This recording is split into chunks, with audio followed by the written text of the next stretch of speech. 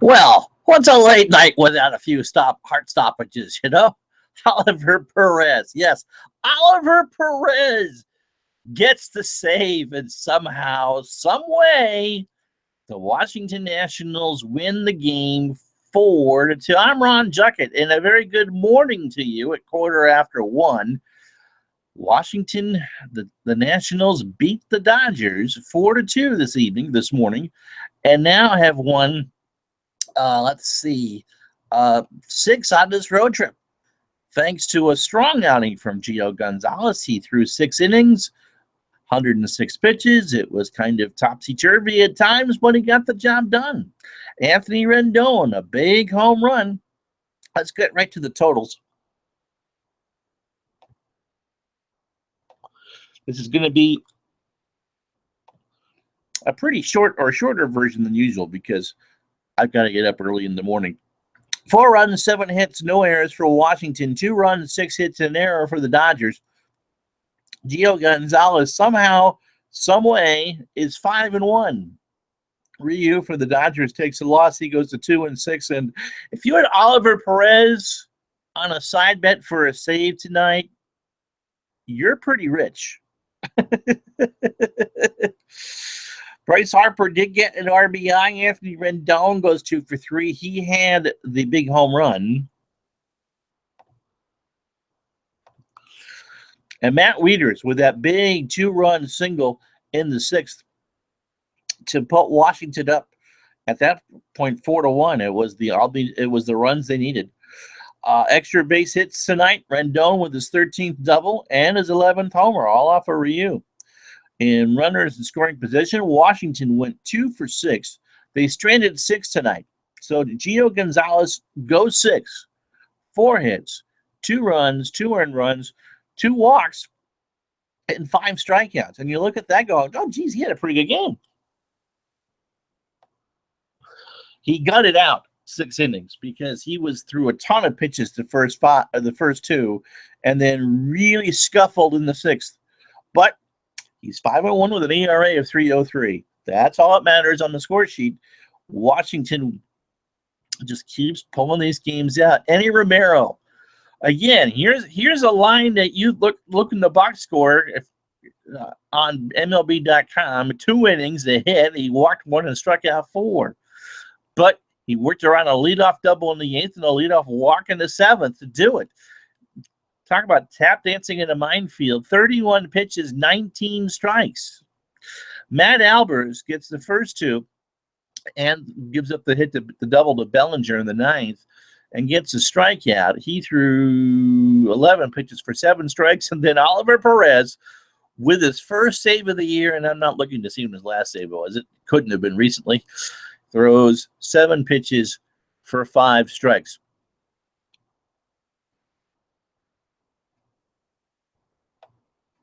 So the Nats go to 36-20 and now have the best record in the National League, best win total in the National League, as the Dodgers go to 35-24.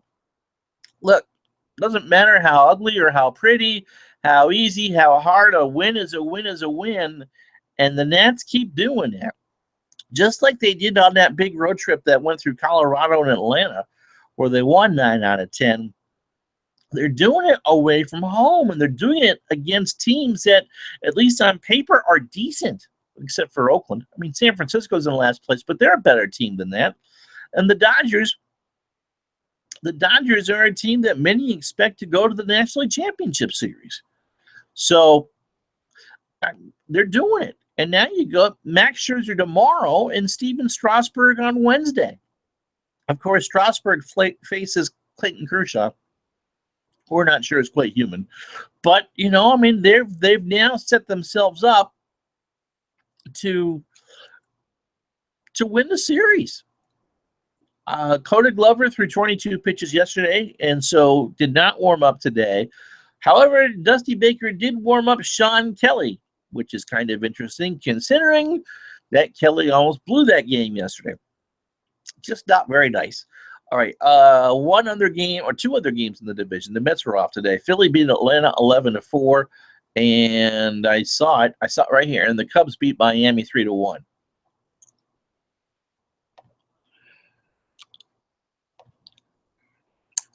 So that's what happened in the division today. Just one of those. Look, it doesn't have to be pretty. It works. I said on Twitter at one point, it's like playing a game of Dungeons and Dragons with a sadistic game master, dungeon master, and just you somehow it works. You have a good time in the morning. You don't care, but while you're doing it, you don't know what's going on, and that's certainly the case. And again, the only thing that really concerned me outside of Sean Kelly warming up was is Bryce Harper starting to chase pitches outside again. He hadn't done that most of the year. He did get a hit tonight, but he's chasing pitches he shouldn't, and that's not a good sign. He was 0 for 8 before a single tonight, and that goes a little bit before the suspension. We do the Nationals, do the minor leagues real quick. Pawtucket beat Syracuse in a rain-shortened game in Rhode Island, 7-0. Both with the loss, he goes to 1-7 with a 6 ERA. Syracuse is now 17-35. There isn't any help coming from Syracuse, at least in the pitching thing. My cat banging on the door. Potomac loses an 11 tonight to Frederick the Keys, 3-2. Mendez with the loss, he goes to 1-2 with a 2.49 ERA. No homers for Potomac.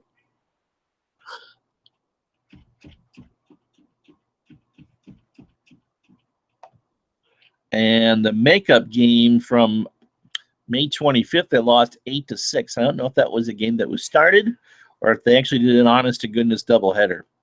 Sheppel took the loss in that one. 1-2 on the year with a 2.63 ERA. But Lowry hit a second homer for Potomac. And my first time I've actually given a Rookie League score. The Rookie League Nationals, the DSL Nationals, beat the DSL Cardinals 4-3. Costanzo with a win. He goes to 1-0 and 10 innings, by the way. And I think it's a Dominican Summer League. I think, but don't hold me to that. Anyway, those Nationals won. They're now 1-1 on the year.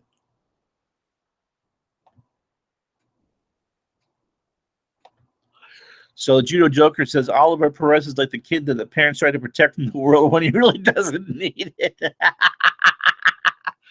Yeah, that's one of those ones that you can understand why people get upset with Dusty Baker, the way that he handles things in the bullpen, but they work. Just like when he put someone batting second that should not be like Brian Goodwin the other day when he batted second, had one and somehow got away with it. He makes the moves that end up working. They shouldn't work. When Romero came out to pitch the 8th inning, I was absolutely stunned because he really struggled with command in the 7th and worked around it on Twitter. Like, okay, so what's this? We're going to be down 5-4 after this inning. Like, nope. He gave up the 1 run and held. So somehow it works, and that's all you really care about. Just like with sausage making, no one wants to watch the sausage being made, but you like to eat it in the end, and that's all that matters. All right. So tomorrow it's a 10-10 start. Max Scherzer goes for Washington against a banged-up Dodger team. But it should be interesting to see what happens. I don't think there's anything wrong with Glover per se. I don't think Dusty wanted him to use him 2 days in a row with in the middle of this, or the very beginning of this 20 games in a row stretch that the Nationals are now on. This was game 4 of 20 straight. If you missed the news earlier, Jason Worth is on the disabled list. He hurt himself on a swing in Oakland on Saturday. Ryan Rayburn got the call up from, I believe, AAA, and was in the lineup tonight, and he hit a couple of just absolute lasers that were handled by the Dodger defense. Corey Seager, oh my goodness, he can play. So that's why Rayburn is playing. I don't know how long we should be out for. Hopefully no longer than the 10 days. All right. So I'll skip through most of the article stuff. You just would have series preview and love stuff going up in the morning. Give this a like and subscribe on YouTube. Ricky Keeler will be with you tomorrow night or Wednesday morning, as the case may be, after the end of of the Scherzer start, and I'll be with you after Kershaw and Strasburg on Wednesday about 6 o'clock. That should be an entertaining ballgame. Give us a follow on Twitter at District on Deck. Like us on Facebook at District on Deck. And, of course, it's districtondeck.com. Again, the final score, as improbable as it may have been, if you watch the last 3 innings, the Washington Nationals 4, the Los Angeles Dodgers 2. And so the lead now, I believe, is 11 games in the National League East for the Nationals. You'll take that any day of the week. So for Ricky Keeler and the rest of the staff on District on Deck, I'm Ron Juckett, wishing you a pleasant good morning